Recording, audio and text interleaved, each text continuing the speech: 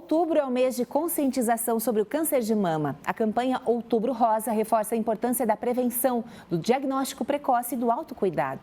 Para falar sobre esse assunto, quem está comigo é o médico mastologista, Dr. Marcelo Biasi, que vai nos ajudar a entender como identificar os sinais de alerta, quais os cuidados que realmente fazem a diferença e, claro, te convido a participar também através do nosso WhatsApp. Boa tarde, doutor. Boa tarde. Obrigada por aceitar o convite. Por quê? A gente deveria fazer a prevenção o ano todo, mas outubro realmente nos convida a olhar para isso com mais carinho. Sim.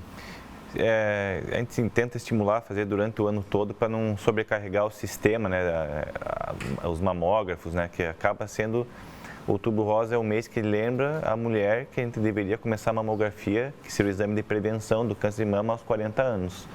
Né? Então, se todas resolvem fazer no mês de outubro, às vezes a gente não consegue nem consulta com o colega mastologista ou ginecologista que pode solicitar, e o equipamento, né? Isso é um fato, porque eu confesso que eu fui marcar agora para outubro, já não tinha mais vaga nas clínicas através do convênio. Eu imagino isso no SUS também, como acaba sobrecarregando. De qualquer modo, a gente tem que falar, porque muitas mulheres têm medo de fazer o exame e descobrir. A gente vê o caso até da Val Marchiori, que ela é uma socialite, tem 51 anos, recentemente descobriu e falou que estava adiando fazer o exame com 51 anos, porque tinha medo de descobrir que tinha algo. O senhor que lida diariamente com pacientes, né, porque além de mastologista é oncologista também, qual a palavra assim, de tranquilidade ou qual incentivo o senhor costuma dar para mudar esse tipo de pensamento? Eu posso garantir para vocês que a prevenção é o melhor tratamento. Que a gente fazer um exame de mamografia ou mesmo autoexame, eles não são causadores do câncer, eles simplesmente vão descobrir um câncer no estágio inicial. E quanto antes for essa descoberta do diagnóstico, menos agressivo vai ser o tratamento. Às vezes a gente consegue poupar até de uma quimioterapia, às vezes uma cirurgia muito menor. Praticamente, hoje as cirurgias evoluíram tanto a gente chama de oncoplastia, que a mulher, em alguns casos, nem não consegue ver, é imperceptível a cirurgia, a pessoa não fica com defeito estético algum. O importante, o nosso foco sempre é a cura do tratamento, mas existe um pós-cura na vida da mulher, que seria ela se sentir feminina e não um trauma, né? Uma agressão à estética dela que ela vivenciar por ano. Então, a gente tem essa vantagem de quanto antes o diagnóstico, mais tranquilo será esse tratamento, né? Doutor, alguns médicos, né, estão indo numa linha de que o autoexame não seria recomendado no banheiro, que não ajudaria a identificar e poderia até confundir a mulher. Qual que é a sua visão sobre isso? Eu discordo plenamente desse tipo de conduta. O que tem que ficar bem claro é que o autoexame não substitui a mamografia. Então, a paciente deve consultar, né, a partir dos 40 anos, uma vez por ano com o ginecologista ou mastologista, né, ou sempre que sentir algum nódulo, e aí a importância do autoexame.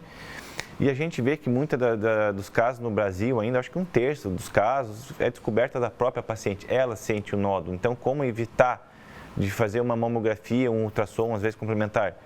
E além disso, né, os casos que a gente tem, que são os casos incomuns, que são abaixo de 40 anos, geralmente é uma mama muito densa, que a mamografia não tem uma grande penetração, ela tem dificuldade em achar esses casos de câncer.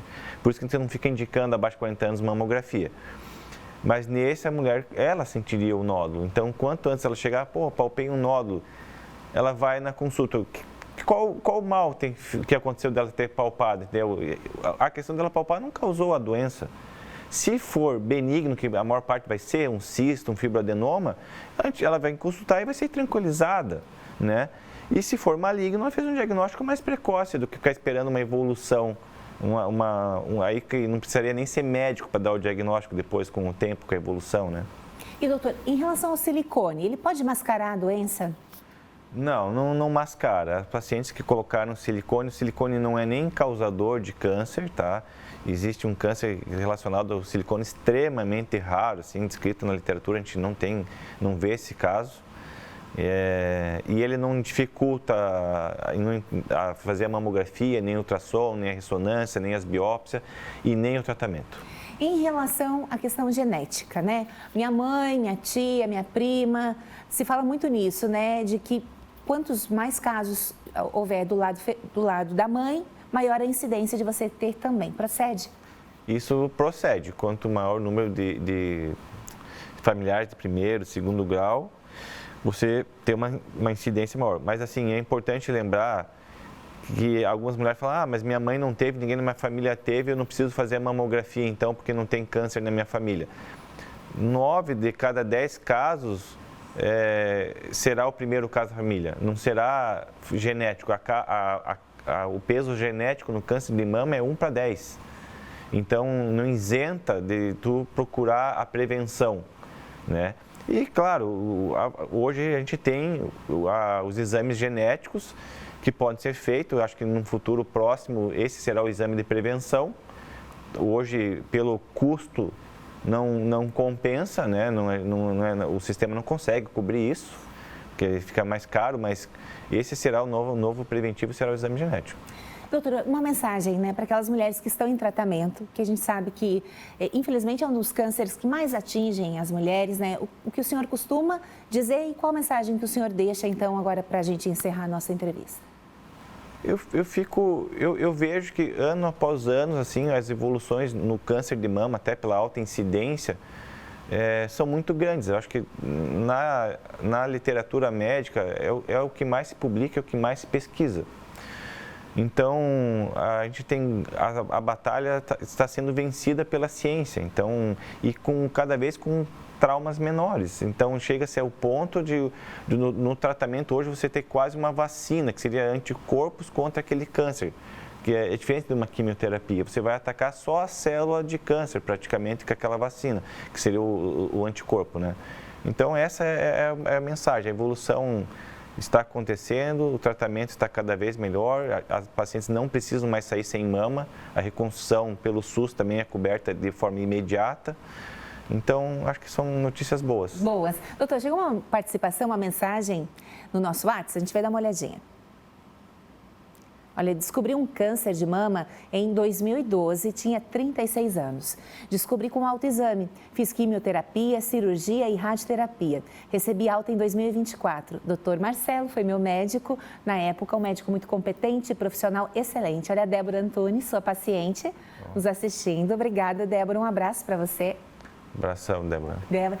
E assim, o importante é isso, é manter uma boa relação com o médico, né? Abrir o coração, porque junto com o resultado diagnóstico, parece que o chão se abre, né? No sentido de, a gente ouve isso de muitas mulheres, é de que é como se de repente a vida tivesse por um fio.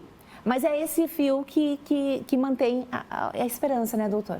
Sim, o normal, né? Ninguém espera. Os casos de câncer realmente é um achado, né? Mas aquilo que eu falei antes, a medicina evoluiu demais, então o tratamento está muito melhor. Tem mais uma pergunta agora? Fiz exame e tenho um cisto benigno. Tem que esperar 6 meses para ver? Vanderleia. Não, se o exame já mostrou que é um cisto e é benigno, o teu exame pode ser anual de rotina, não precisa nem ser a cada 6 meses. Então, os cistos, eles não são câncer, não viram câncer e não precisa se operar para retirar ele, porque ele não vai evoluir para câncer no futuro, nem nele, nem em volta dele. Mulheres que amamentaram apresentam mais cistos ou outros tipos de alteração? Não, durante a amamentação ela vai ter vários cistos, mas a questão da amamentação é um fator de proteção até diminuindo a incidência de câncer futura. Porque eu pergunto isso porque eu mesma, em exames anteriores que eu fiz, sempre aparecia uma alteração e à medida que o médico ia circulando ali, vai dando aquele medo, né? E daí ele perguntou, você amamentou? Eu falei, sim. Daí ele, isso pode ser uma alteração devido a esse momento. Se próximo à gestação, à amamentação, você vai ter... Não próximo, doutor, faz 20 anos 20 já. Anos. Não acredito, assim, eu acredito que os cistos mesmo é muito comum, assim, em pacientes jovens, assim, é uma questão hormonal. Então aparece, antigamente chamava de fibrodisplasia mamária, que faz cisto, faz áreas de fibrose e faz outros nódulos que a gente chama de fibroadenoma, são extremamente comuns, assim, é a maior parte dos nossos casos. Maravilha, então vou providenciar o exame desse ano. Doutor, mais uma vez, obrigado pela sua presença aqui. Obrigado.